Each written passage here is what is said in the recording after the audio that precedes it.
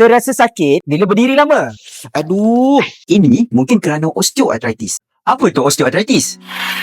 Sebenarnya, lutut kita ni ada lapisan tulang rawan. Bayangkan ia seperti span untuk pelindung tulang. Bila span ni haus, tulang akan bergesel dan berbunyi.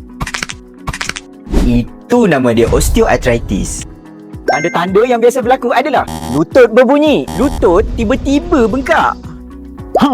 Bukan hanya orang tua je tau yang banyak berdiri. Yang pernah cedera lutut pun berisiko tinggi.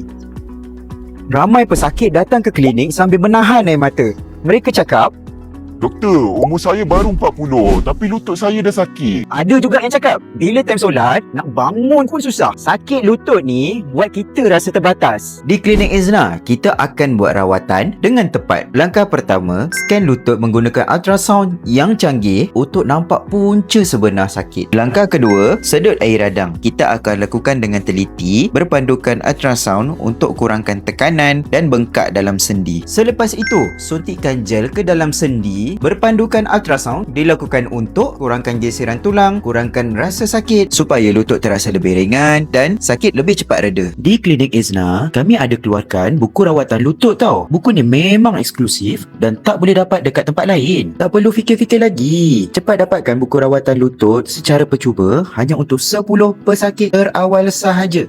Jangan tunggu sampai lutut anda terlalu sakit baru nak jumpa doktor. Klinik Ezna sedia bantu anda untuk bergerak dengan lebih selesa.